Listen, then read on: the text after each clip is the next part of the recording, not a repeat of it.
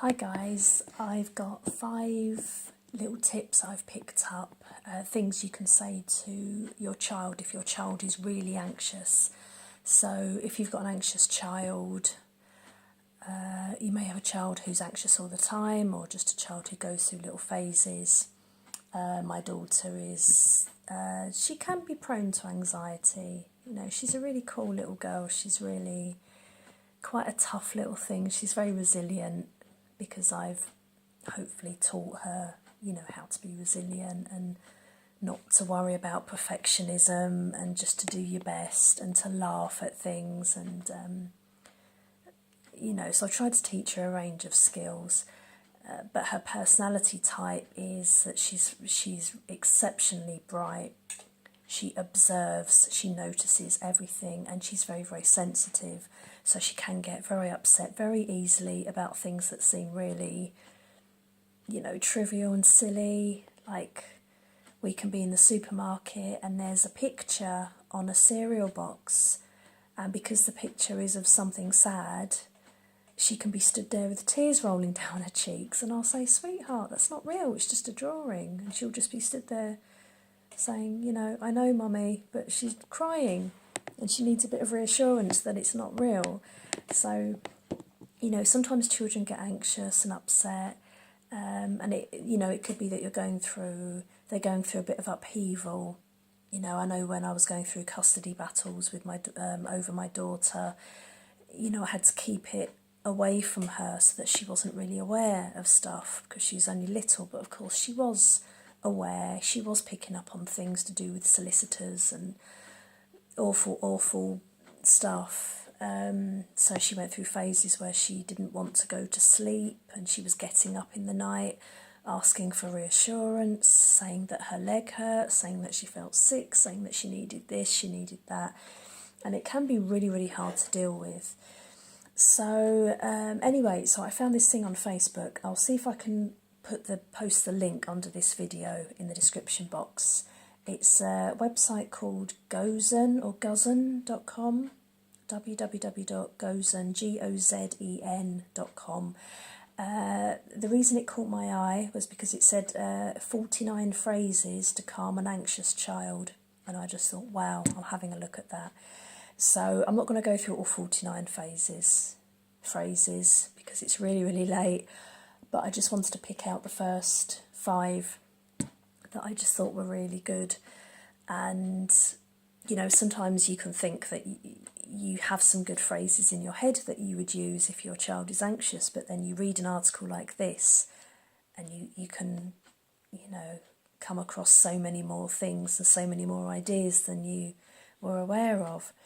So anyway, I mean, obviously they'll depend on the age of the child as well. My daughter's nearly 7, and in terms of her mental ability, she's probably 2-3 years ahead of that. Her reasoning skills, her intelligence, you know, she's already starting to attempts to argue with me like a teenager sometimes, and she's barely 7. So, you know, this all depends on what age and what level your child is at. But anyway, I'll just go through the first 5 that I really liked. So the first one was, can you draw it? And I thought this was really, really good. I thought, oh, my daughter would respond to that because she's very creative and she's always drawing and creating. So if your child is anxious, you could ask them, can you draw it? Because it gives them an outlet for their feelings. So this could work maybe for younger children if they're not able to put it into words how they're feeling. You could get them to draw a picture, or maybe do a colour, use a certain colour. It was another tip that came up in the list somewhere, where you can ask your child, okay, if your anxiety was a colour, what colour would it be? And it can help them to describe the colour. So you can try that, asking, can you draw it? Another thing, the second thing you can say to them is, I love you, you are safe.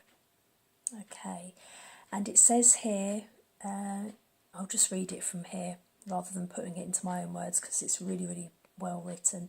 Being told that you will be kept safe by the person you love the most is a powerful affirmation. Remember, anxiety makes your children feel as if their minds and bodies are in danger. Repeating they are safe can soothe the nervous system. So it's a really nice thing for the child to hear, and it just reassures them. So that was the second one I liked. Another question you can ask them, the third one I'm going to pick out, is why do you think that is? So if they're telling you, particularly if they're older and they're telling you that they're feeling afraid, they might not use the word anxious, they might say I'm feeling scared or I'm feeling afraid. Something my daughter used to say was, Mummy, I feel upset and I don't know why. And I would try to sort of get to the heart of it. So I would say, okay, so what do you think you're feeling? You know, what does that feeling feel like?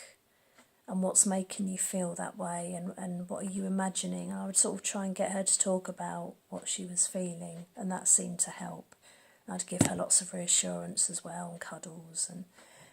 So particularly with older children, if you ask them, why do you think that is? And it says this is especially helpful for older kids who can better articulate the why in what they are feeling. Another good one, you can say, we are an unstoppable team. That's a really good one. I like that one. So it says, separation is a powerful anxiety trigger for young children. Reassure them that you will work together even if they can't see you. When my daughter was around the age of about 2.5, 3, and she was going to nursery, and she was getting really bad separation anxiety. So me and her father had split up, and she was going to nursery, and she was getting this terrible anxiety during the handover period. So when I was handing her over to her father, or her father was handing over to me, there'd be confusion because she wasn't, they're not old enough to understand really what's happening. They just know that they were with daddy and now they're with mummy, or they were with mummy and now they're with daddy. And something that my daughter still occasionally says is, I want to be with you and daddy at the same time.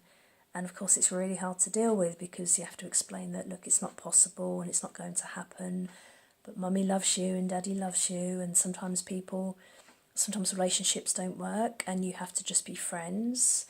And obviously you can't go into the nitty-gritty about relationships, so I'll just say to her, look, you'll understand when you're older, you'll understand when you get older, and you understand about relationships and how they work and how you're supposed to treat each other and that kind of thing. So to reassure your child that you are an unstoppable team, that's a very powerful thing to do. Another good one is to have a battle cry, and of course this brings a bit of humour into things. So have a battle cry, I am a warrior, I am unstoppable, or look out world, here I come. And I guess if you matched it up with a body action, like drawing your sword or something, that makes it even more powerful.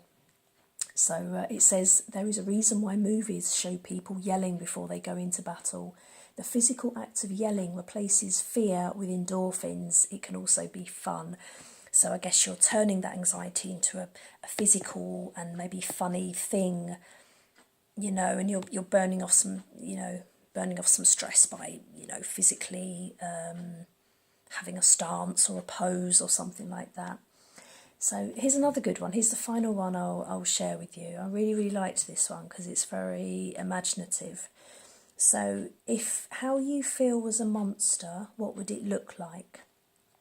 So it says here, giving anxiety a characterisation means you take a confusing feeling and make it concrete and palpable. Once kids have a worry character, they can talk to their worry. I really like that one. I like that one so much that I think I'm going to try that one on my daughter next time she gets anxious, because she's so creative and she's always creating characters, and she does have an imaginary friend who still pops up every now and then. So the idea of her creating a little worry character, I think, could be really effective. She already has these little worry people that I got her from a festival, they're Guatemalan worry people, and I've seen them before, they're very cute. So it's a Guatemalan tradition.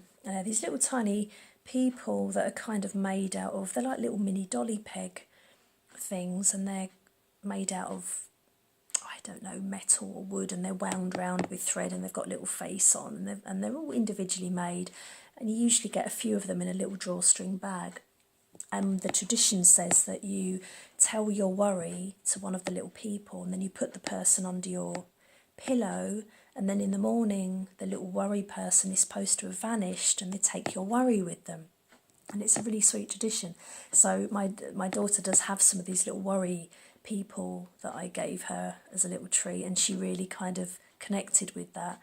So occasionally she'd say, "Mummy, I've been a bit worried, but I've told my little person I'm going to put them under my pillow."